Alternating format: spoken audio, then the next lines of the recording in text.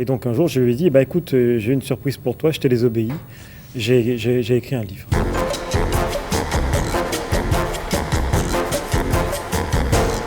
Je reçois maintenant Pierre Assouline pour la parution de sa biographie d'Henri Cartier-Bresson aux éditions Plomb. Bonsoir. Bonsoir. Alors vous avez reçu, c'était l'année dernière pour La Cliente, qui était votre premier roman, et on est heureux de vous recevoir aujourd'hui pour une nouvelle biographie. Alors je donne un petit peu pas votre palmarès, mais votre CV.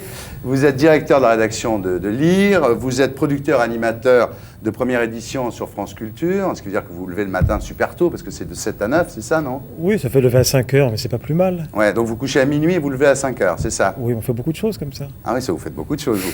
Alors, quand Jean-Marie Cavada vous a demandé de faire cette émission tous les matins sur France Culture, vous lui avez dit, mais je suis peut-être pas l'homme de la situation, et vous avez dit, si, c'est vous. Alors vous avez dit, mais comment vous le savez? Et il vous a dit, c'est une très bonne phrase, il vous a dit, vous avez la qualité qu'il faut, l'inquiétude. Oui, je crois qu'il avait touché juste. C'est vrai que moi, je suis plutôt inquiet parce que, pas seulement pour une émission de radio et de télévision, mais même pour ce que je crois savoir faire, c'est-à-dire des biographies, puisque c'est la 8e ou 9e. Bien sûr. À chaque fois, j'ai la même inquiétude qui fait que je pense que je ne vais pas y arriver parce que... C'est pour ça que c'est bien. Parce que c'est trop difficile. À la sortie, parce que vous êtes inquiet. Alors justement, vous avez fait pas mal de biographies. Il y a Dassault, il y a Gaston Gallimard, il y a Jean Jardin, Canneveller, Albert Londres, Simenon, Hergé, Moïse Camondo, avec le dernier des Camondo dont on a beaucoup parlé. Et puis un récit qui est un peu une forme de récit, c'est Lucien Combel, le fleuve Combel, le roman dont on parlait, La Cliente, et puis alors des entretiens aussi, dont un livre avec Blondin, des enquêtes, les nouveaux convertis, l'épuration intellectuelle. Enfin, vous avez 46 ans, hein? Oui. Vous avez fait 18 bouquins quand même. Hein? Oui, enfin, je n'ai pas compté, mais bon, ça ne me paraît pas extraordinaire parce que j'ai commencé peut-être un peu tôt et puis j'adore ça. Donc ce n'est pas... Philippe Tesson me disait tout à l'heure en parlant de vous, vous finiriez à l'Académie française. Ce qui est... Je ne sais pas, mais je peux vous dire où j'ai commencé, chez Philippe Tesson. Ah oui, c'est vrai, vous avez été au... J'ai commencé au Quotidien de Paris, j'ai dit comme tout le monde. Presque tout le monde a commencé soit à Combat, soit au Quotidien de Paris. Et le nombre de journalistes qui doivent quelque chose à Philippe Tesson, ils sont légion. Oui, donc, il a confiance en vous, là. Il dit qu'il va aller à l'Académie française. Bon. Alors, aujourd'hui, on parle de Cartier-Bresson, donc chez Plomb. Alors, le XXe siècle, c'est le siècle de l'image. Cartier-Bresson est né en 1908, et donc vous le baptisez l'œil du siècle, ce qui est effectivement une très bonne formule. Qui n'est pas de moi. Ah bon? Qui était de Jean-Dominique Bobby. Ah oui, le pauvre. C'est un article dans Paris Match qu'il avait consacré à Cartier-Bresson. Et Bobby était un ami. Et quand j'ai retrouvé cet article, ça m'a ému, vu sa fin. Et j'ai fait un clin d'œil clandestin comme ça. Qu'à de le dire. Oui, alors évidemment, la vie de Cartier-Bresson, c'est un peu l'histoire d'un regard porté sur le siècle. Alors, vous êtes plutôt doué parce qu'il refuse de parler, enfin Cartier-Bresson c'est bien connu, il refuse de s'exprimer, de parler de son œuvre, il refuse d'être pris en photo, ce qui pour un photographe est quand même assez gonflé. Alors vous l'avez rencontré la première fois en 94, hein, c'est ça? Oui, je l'ai rencontré parce que je voulais faire une interview pour Lire, le magazine, et il refusait depuis toujours, puisqu'il refuse des interviews, il n'aime pas les rencontres et tout ça, enfin ce genre de rencontres. Et puis finalement, il a accepté un jour. Et on a sympathisé, on a passé une demi-journée ensemble, on a bu un verre de rouge après, dans un bistrot du quartier. Et puis il m'a écrit, et puis je lui ai écrit, et puis je lui ai téléphoné. Et puis on s'est revus pour prendre le thé, pour se promener. Vous êtes devenus copains, quoi. Et puis on est devenus amis. D'abord copains, puis ensuite amis. Et au fil des années, ça fait quand même 6-7 ans, au fil des années, j'arrêtais pas de lui dire, mais tu sais, un jour, je voudrais vraiment faire un livre sur toi. Il me disait vraiment, mais vraiment, je ne veux pas. Parce que ça m'intéresse pas. Et puis il me racontait sa vie. Et puis, l'un dans l'autre, c'est devenu... Ce que vous êtes dit, c'est que la morale de la vie de Cartier-Bresson, c'est la désobéissance. Alors, vous avez fait pareil, vous avez désobéi, vous aussi. Vous avez fait ce qu'il ne voulait pas que j'ai suivi son conseil. Il m'a toujours dit, dans la vie, il faut désobéir. Voilà. Et effectivement, c'est la leçon de sa vie, c'est la désobéissance permanente à sa famille, à ses maîtres et à la société. C'est un anarchiste dans l'âme. Et donc, un jour, je lui ai dit, écoute, j'ai une surprise pour toi, je t'ai désobéi. J'ai écrit un livre. Oui. Alors, il y a une phrase dont vous parlez, une phrase de Sioran qui dit « Il est incroyable que la perspective d'avoir un biographe n'ait fait renoncer personne à avoir une vie. » Et vous dites, page 15, « Si terrible fut-elle, la perspective d'avoir un jour un biographe n'aurait jamais fait renoncer Henri Cartier-Bresson à avoir une vie. » Mais il aime trop ça. Oui. Enfin, sa passion dans la vie, c'est la vie. C'est la vie. Alors, c'est vrai qu'il aime 91 ans toujours. On disait qu'il n'aimait pas qu'on parle de lui, il n'aime pas les photos, il n'aime pas les rétrospectives, il appelle ça des obsèques prématurées. Alors, sa vie maintenant. Famille de manufacturiers dans le coton, assez riche. Des grands bourgeois. Ouais. Des grands bourgeois, et c'est le début du siècle, il est donc en 1908. Et Cartier-Bresson, très vite, très tôt, vers l'âge de 13-14 ans, finalement n'est pas un bon écolier, il ne s'intéresse pas du tout à ça. Il quitte le lycée avant le bac, il ne passe pas son bac. Il n'a qu'une passion dans la vie, c'est la peinture et le dessin, l'art. Sa mère l'emmène au Louvre presque tous les jours. Sa véritable école, c'est le Louvre. Et puis finalement, il réussit, par les amitiés de ses parents, à s'introduire dans l'ombre de Jacques-Émile Blanche, le peintre et portraitiste, et il devient un petit peu son assistant informel. Et puis surtout, il intègre l'Académie Lotte, qui est une grande académie de peinture à Montparnasse. Elle apprend le cubisme. Pendant 3 ans. Alors voilà, et d'ailleurs c'est vrai qu'on sent, enfin vous le soulignez très bien, mais quand on voit les photos de Cartier-Bresson, c'est vrai qu'on sent qu'il y a ce regard, parce que par exemple les photos de Cartier-Bresson n'ont jamais été recadrées, par exemple. C'est-à-dire que il a toujours refusé. Voilà, lui quand il faisait la photo, il la cadrait avec son œil, et ensuite il n'y avait pas derrière un tireur qui venait la recadrer. À 20 ans, il était fait. Il a eu un compas dans l'œil grâce à ce qu'il a appris chez Lotte. Il a une conception géométrique de l'espace. Ce sont des lignes, des perspectives. Il n'en est jamais sorti. Et ces photos sont les photos d'un artiste. Pourquoi ? Parce que c'est un artiste avant tout. Pour lui, la photo, c'est un média. L'appareil photo n'a aucune importance. Excusez-moi, Pierre, je vous presse un peu, mais comme il a 91 ans... Dépêchez. Donc après, il voit dans les années 20 les surréalistes. Il fréquente Breton, Crevel, Max Jacob, puis d'autres, Léonore Fini, Aragon. Première photo en Côte d'Ivoire, lors d'un voyage en Afrique. Oui, il a tout plaqué à cause d'une femme qui avait 10 ans de plus que lui. Il était fou amoureux d'elle. Un amour impossible, elle a été mariée. Et donc il plaque tout à 22-23 ans, un grand romantique, une sorte très rimbaldien dans l'esprit. Et il part au Cameroun et il va chasser le fauve. Et il vit 1 an là-bas avec le produit de sa chasse. Et il s'achète un appareil photo assez ancien et il fait ses premières photos. Voilà. Mais quand il rentre d'Afrique, il passe par Marseille et là il achète un appareil tout nouveau pour l'époque, qui est le Leica 24-36, petit appareil, qui à l'époque ressemble à un jouet. Aujourd'hui c'est un bijou, à l'époque c'est un jouet. Et il fait ses premières véritables photos de reportage, et tout de suite ce sont des chefs-d'œuvre. Voilà, alors il va annoncer ça à son père en compagnie de Max Ernst, et il traîne, alors bon, on va pas tout raconter, Montparnasse, le Mexique où il reste 1 an, New York en 1935 où il y a une première exposition. Et là, il décide pour la première fois, c'est en 1932, d'arrêter la photo. C'est-à-dire que 3 fois de suite, en 1932, en 1936 et en 1970, il a décidé d'arrêter la photo et là, il veut être documentariste à ce moment-là. Il veut être documentariste et il part d'abord aux États-Unis dans le sillage de Paul Strand pour apprendre le documentaire. Ensuite, il revient en France, il est photographe pour Ce Soir, le journal d'Aragon. Et puis, il y a la guerre d'Espagne. Et là, comme c'est un homme de gauche et qui sera toute sa vie un militant de gauche, la fibre militante le reprend et il part en Espagne, du côté républicain naturellement, pour faire un film de propagande à la gloire des Républicains comme documentariste. Il ne fait pas de photos, alors que Robert Capa, son ami, et lui, fondateur avec lui de l'agence Magnum plus tard. Lui, il fait des photos. Ce qui fait qu'il n'y a aucune photo de la guerre d'Espagne par Cartier-Bresson. Alors là, il veut devenir réalisateur. Alors il va voir Buñuel, il va voir Pabst, qui refuse parce qu'on n'a pas besoin de toi comme assistant. Et Renoir accepte, ça je ne savais pas du tout.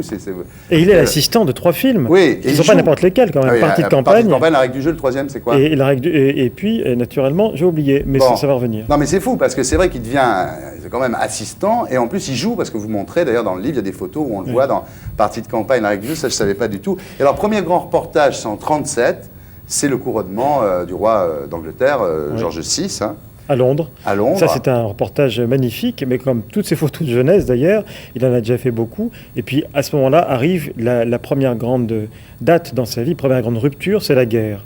La guerre, il l'a fait sous les drapeaux, il est fait prisonnier, il y passe 3 ans dans un stalag. Oui, alors il est fait prisonnier dans les Vosges le jour de l'armistice, et il enterre son appareil photo. Oui, il enterre son Leica dans une ferme en disant « je le retrouverai ». Il l'a retrouvé. Il l'a retrouvé, mais il passe 3 ans quand même dans les stalags. C'est une expérience pour lui inoubliable, très dure. Et comme c'est un trait de son tempérament qui est tout à fait important, c'est un évadé, c'est un frénétique. Cartier-Bresson, 3 tentatives. Il ne tient pas en place, il ne peut pas rester quelque part. Et malgré le danger, il s'évade 3 fois, et la 3e est la bonne. Il rejoint la France en 1944. Il rejoint la France en 1944, et là il entre dans la résistance, des prisonniers de guerre évadés. Et en même temps, il fait des photos. Alors là, il y a toutes les photos. Alors il y a tous les portraits qui sont célèbres. Matisse, Claudel, Braque, Gandhi, juste avant son assassinat, avec la lassitude sur le visage de Gandhi. La Chine, puisqu'il a été là-bas avant la victoire des communistes et pendant la victoire des communistes. Il fonde l'agence Magnum, c'est en 1947, je crois, avec Robert Capa et Seymour. Il est le premier à rentrer en URSS après la mort de Staline. Alors je continue, parce que il y a Faulkner, Giacometti, Camus, Marie Curie. Il y a eu tout le monde. Et alors Marilyn. Marilyn Monroe, oui, pendant le tournage des Accès, les Misfits. Ouais. Racontez l'histoire où il met le Leica sur la chaise. Toute l'équipe de Magnum Ouais. avait été là-bas, l'un après l'autre. Et puis lui, quand il y était, il avait sympathisé lui aussi avec Marilyn. Et un jour, ils attendaient, il y avait un repas de tout le tournage. Et ils attendaient Marilyn qui ne venait pas. Et Cartier-Bresson était assis. Et à côté de lui, il y avait une chaise vide. Et il avait juste posé son Leica. Et Marilyn arrive et elle va pour s'asseoir, elle voit le Leica. Et elle fait mine de s'asseoir, de poser ses fesses. Et elle hésite. Et Cartier-Bresson, la voyant, lui dit bénissez-le. Elle s'assoit dessus, elle se relève, elle avait béni son Leica. Elle avait béni le Leica. Alors le seul qui l'ait raté, c'est De Gaulle. Hein. Oui, enfin, ils devaient se voir et puis ils se sont pas vus. C'était la traversée du désert. Ils se sont ratés l'un l'autre. C'était quand même les deux géants Français. du siècle. Ben oui, c'est vrai. Oui. Alors, dommage. Il y a Alfred Stieglitz qui raconte une photo de... Parce qu'il faut bien comprendre quand même que ces photos, elles ne venaient pas par hasard. Il attend 3 heures dans le blizzard à New York pour un flocon de la fameuse photo Fifth Avenue Winter. C'est-à-dire que en fait, il attendait que le mec saute la flaque pour la fameuse photo, etc. Donc c'est un type qui, c'était pas drôle tous les jours. Quoi. Je veux dire, c'était pas juste des rendez-vous pour aller faire clic-clac devant des stars, quoi. Non, ça n'a jamais été ça de toute façon. Cartier-Bresson, c'est un promeneur, c'est un pérégrin. C'est un homme qui a passé sa vie à prendre son temps de bouger. Il n'aime pas voyager, mais il aime être à l'étranger. Et quand il est quelque part, il peut rester 6 mois, 1 an, 2 ans, 3 ans. Ouais. C'est le contraire de ce qu'on fait aujourd'hui. Oui.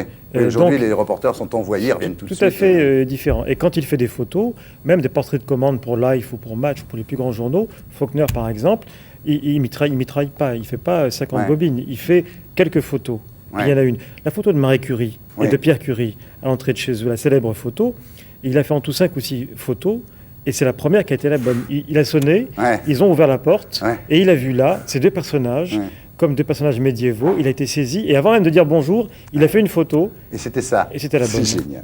Alors, il a appuyé 540 000 fois sur la détente, ce qui est beaucoup, mais compte tenu de ce que vous dites, ça veut dire qu'il a fait pas mal de photos, parce que comme il ne faisait pas... Oui, mais enfin, il a commencé à 23 ans, il en a 91. Il en a 91, oui. Alors, votre livre, vous lui avez désobéi pour le faire, mais quand il l'a lu, qu'est-ce qu'il vous a dit ? Il l'a lu, il m'a dit... D'abord, il m'a dit, où as-tu trouvé tout ça ? Je lui ai dit, mais tu m'as ouvert tes archives, tu m'as raconté ta vie pendant 6 ans. Il me dit, oui, effectivement.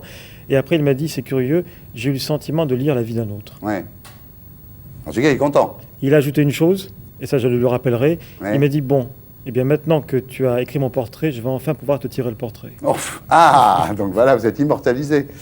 Alors, il connaît la date de sa mort parce qu'il y a une voyante, Madame Cole, qui lui a prédit, quand il était jeune, tout ce qui est arrivé plus tard, finalement. Et tout est arrivé. Et tout est arrivé. Donc, il ne veut pas le dire, mais il connaît la date de sa mort. La date et les conditions, mais il ne veut pas le dire, oui. C'est très étonnant, ça aussi. Alors, vous, votre biographie, je suis désolé, vous n'allez pas mal le prendre, mais elle est beaucoup moins intéressante que la biographie de ceux dont vous racontez la vie. Hein. Oui. Non, parce que, bon, vous êtes né à Kazan en 1953, vous avez vécu, je crois, 12 ans...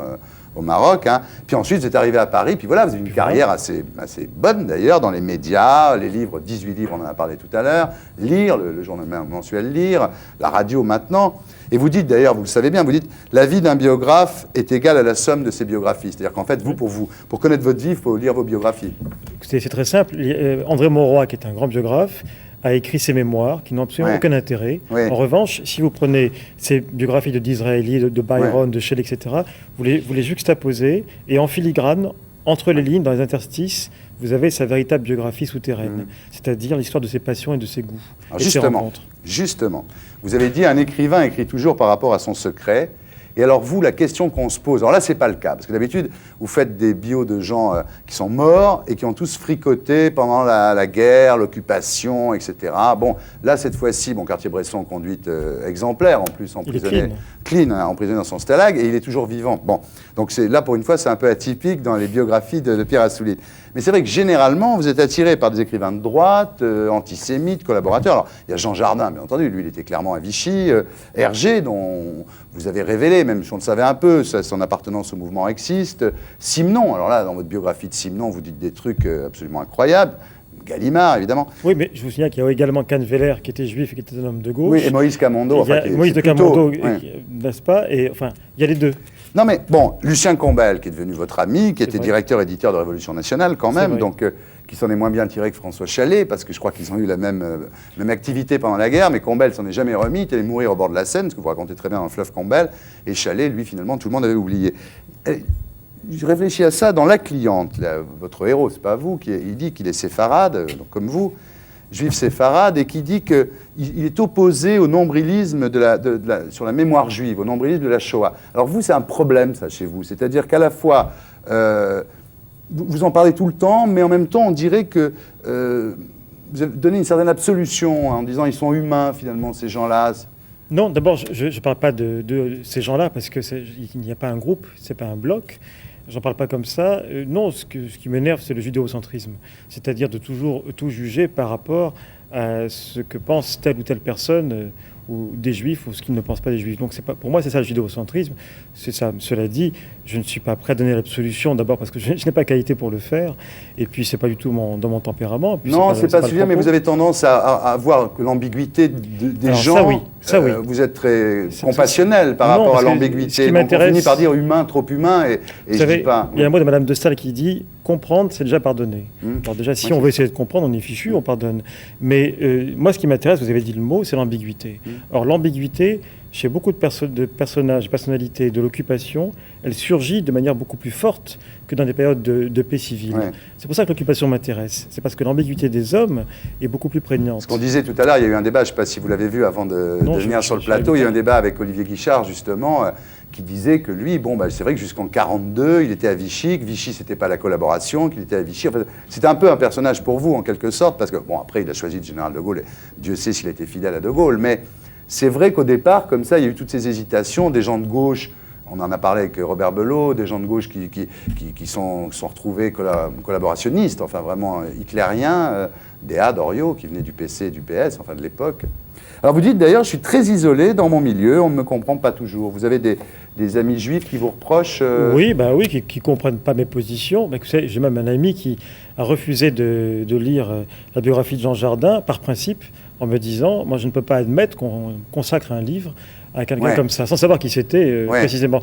Donc, tant pis pour lui.